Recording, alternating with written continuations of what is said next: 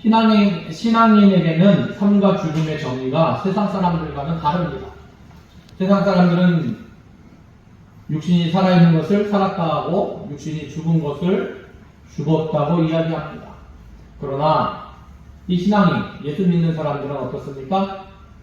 하나님 없이 사는 것이 죽은 것이고 하나님을 내 안에 모시고 사는 것이 산 것입니다. 단지 육신으로 숨을 쉬는가 살았느냐 죽었느냐의 기준이 아니라 하나님의 영이 함께 하느냐 하는 것이 살았느냐 죽었느냐의 기준이 되는 것입니다. 사도 바울은 오늘 말씀 속에서 하나님 없는 인생이 죽은 이유를 이렇게 설명하고 있습니다. 1절 말씀에 그는 허물과 죄로 죽었던 너희를 살리셨도다. 또 5절에 허물로 죽은 우리를 그리스도와 함께 살리셨고 너희는 은혜로 구원을 받은 것이다. 그 이유가 허물과 죄 때문이라는 것입니다. 허물과 죄로 인하여 우리 육체는 살아있으나 영적으로 죽었다는 선언을 합니다. 본래 우리가 창조되었을 때는 영생이 있었습니다. 그러나 아담과 하와가 선악과를 따먹어 죄를 지음으로 하나님께서 사람에게서 성령을 거두셨습니다. 그래서 영적인 죽음이 들어왔고 육신의 죽음으로 들어온 것입니다.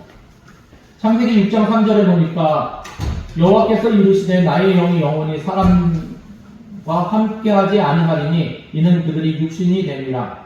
그러나 그들의 날은 120년이 되리라 하시니라. 그래서 하나님의 영이 없는 육신만으로는 구원이 불가능하게 된 것입니다. 사람이 죄를 지어 영이 죽게 되니까 하나님도 천사도 천국도 이 악령도 지옥도 영적인 존재와 세계는 다 모르게 된 것입니다. 하나님의 영이 떠난 육체는 결국 이렇게 되었습니다. 2절 말씀해 보니까 그때에 하면서 너희는 그 가운데서 행하여 이 세상 풍조를 따르고 공중의 권세 잡은 자를 따랐으니 곧 지금 불순종의 아들들 가운데서 역사하는 영이라. 영이 죽은 사람은 표시가 납니다. 죄를 심각하게 여기지 않는다는 것입니다. 그래서 2절에 그때 너희는 그 가운데서 행하여 여기 그 가운데란 허물과 죄 가운데 가르치는 것입니다. 죄를 거부하지 않고 오히려 즐기면서 죄 짓는 것을 평범한 일로 생각하며 죄 속에서 평안하게 살아가는 것입니다. 죄의 실상을 알면 도무지 그럴 수 없는 일입니다. 영이 죽은 사람은 세상 풍조를 쫓아 삽니다. 이 세상 풍조를 따르고 살아갑니다. 그래서 교회 출석하다가 출석하지 않고 세상의 여러 가지 모임 가운데 빠져 사는 사람들 보면은 하는 말이 있습니다. 교회 다니는 사람들한테 재밌다고. 엄청 재밌다고. 그 재미가 얼마나 재미가 있는지 모릅니다. 많은 사람들이 하면 해도 괜찮은 줄 압니다. 그래서 사람들이 다 그렇게 합니다. 옳고 그른 기준이 세상이고 사람입니다. 저 사람도 하고 저 사람도 하니까 뭐가 잘못됐는지 모르는 것입니다. 오늘날 사람들의 이 물질 중심 가치관을 가지고 살아갑니다. 돈이 최고입니다. 경쟁주의 가치관을 가지고 있습니다.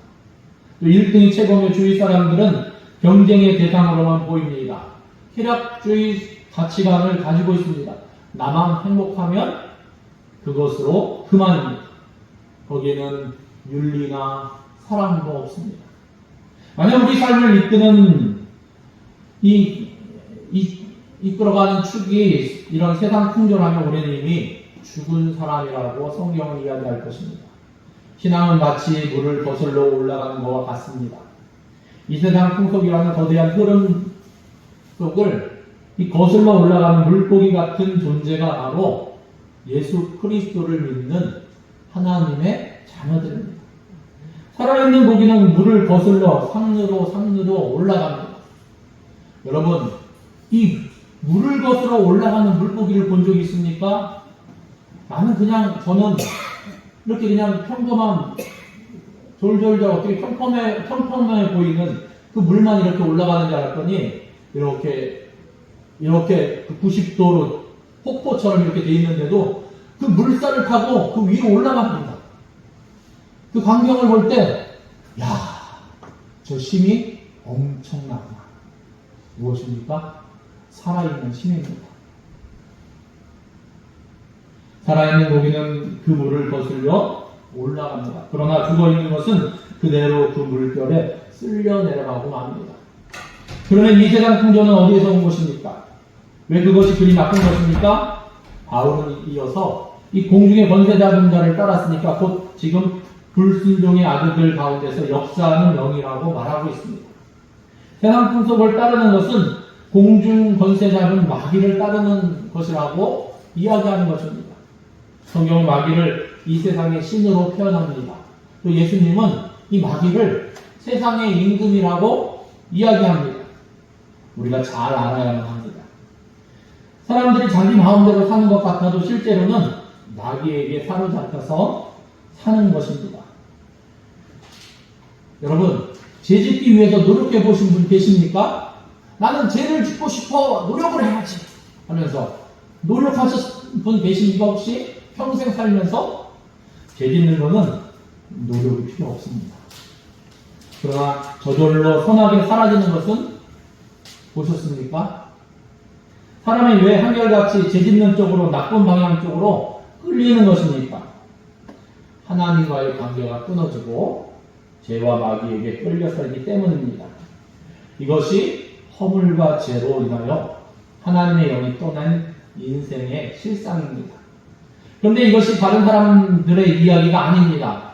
오늘 바울은 에베소 교회 성도들에게 고백을 하고 있습니다. 3절 말씀 보니까 전에는 하면서 우리도 다 그 가운데서 우리 육체의 욕심을 따라 지내며 육체와 마음에 원하는 것을 하여 다른 이들과 같이 본질상 진노의 자녀이었더니 전에는 우리 다 마찬가지라는 것, 육체의 정욕을 따라 지냈다는 것입니다.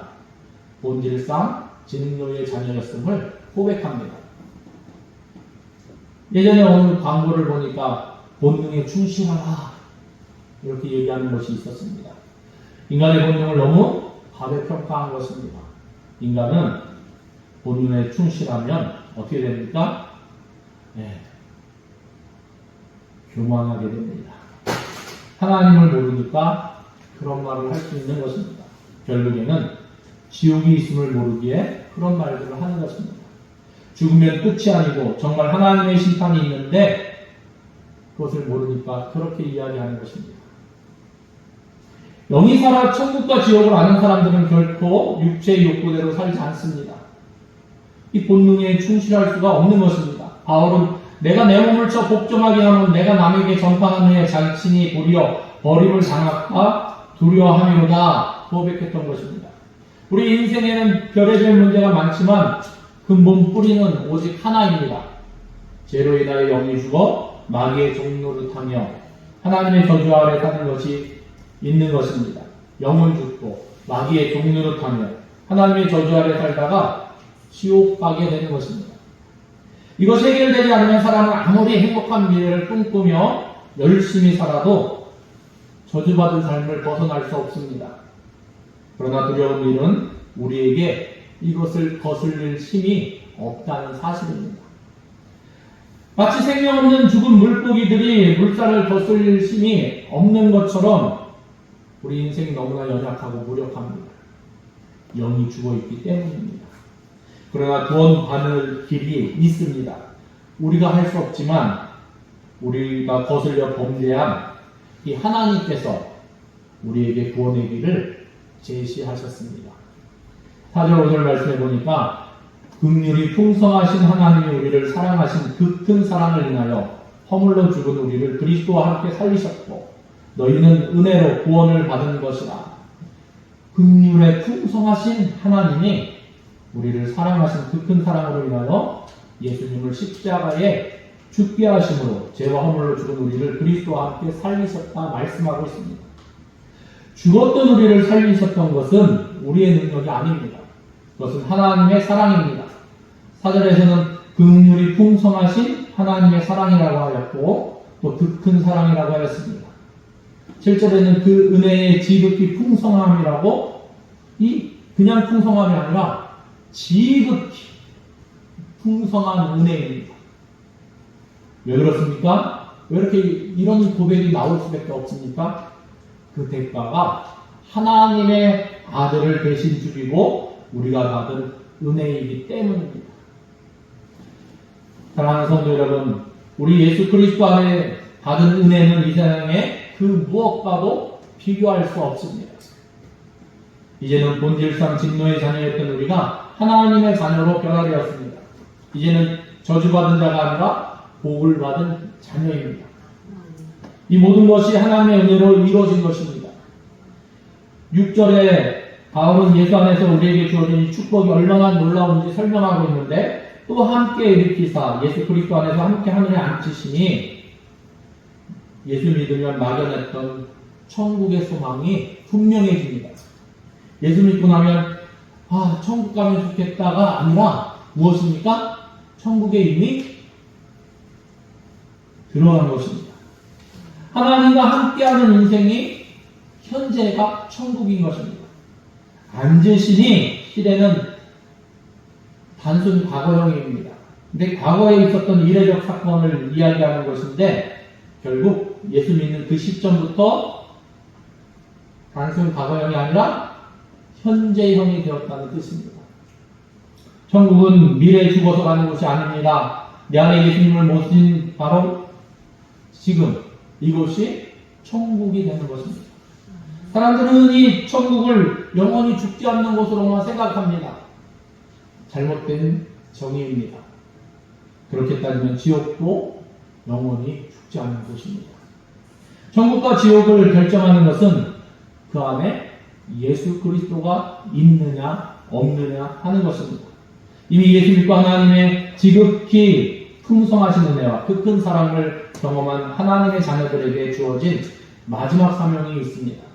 7절에 보니까 이는 그리스도 예수 안에서 우리에게 자비하심으로써 그 은혜의 지극히 풍성함을 오는 여러 세대에 나타내려 하십니다.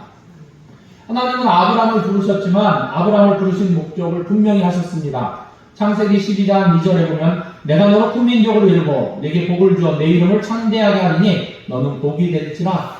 하나님은 아브라함을 복의 통로로 사용하시려고 부르셨습니다. 하나님은 우리를 부르신 이유도 마찬가지입니다. 베드로전서 2장 9절에 보니까 그러나 너희는 택하신 족속이요 왕같은 제사장들이요 거룩한 나라요 그의 소유가 된 백성이니 이는 너희를 어두운 데서 불러내어 그의 귀한 빛에 들어가게 하신 이에 아름다운 덕을 선포하게 하려 하십니다. 저와 여러분이 예수 그리스도 안에서 하나님으로부터 받은 그 큰 은혜, 그 사랑 온전히 받아 누리고 또한 선포하게 하려 하십니다. 예수 그리스도의 그 생명, 그 사랑, 그 능력을 선포하게 하시기 위해서 우리를 불러주셨음을 기억하면서 진실로 우리가 예수 그리스도를 선포함으로 하나님의 나라가 임하며 우리 삶 속에서 주님과 동행하는 복된 삶 살아갈 수 있기를 지극히 풍성하신 은혜를 마음껏 누릴 수 있는 저와 여러분 되시기를 예수님의 이름으로 축원합니다. 기도하시겠습니다. 하나님 감사합니다. 하나님 본질상 진노의 자녀였으니 죄와 허물로 죽을 수밖에 없는 인생이었으니 하나님의 자녀로 예수님을 대신 십자가에 달려 죽기까지 우리를 사랑하셨던 그 사랑으로 우리를 인도하여 주심을 감사합니다. 하나님, 우리 항상 그것을 기억하면서 내가 하나님의 자녀고 내가 예수 믿는 자고 내가 그리스도인이고 내가 성도임을 항상 기억하게 하시고 하나님 믿는 자답게 살아갈 수 있도록 우리의 말과 우리의 행함이 조금 더 바르게 또 거룩하게 하나님 경건의 모습과 경건의 능력을 겸비할 수 있도록 하나님 다스려 주시옵소서. 하나님 그리하여 나의 주, 나의 하나님 되신 예수 그리스도를 제 삶 속에서 온전히 나타낼 수 있도록 하나님 증인된 삶 살아갈 수 있도록 인도하여 주시옵소서. 감사드리며 예수님의 이름으로 기도드립니다. 아멘.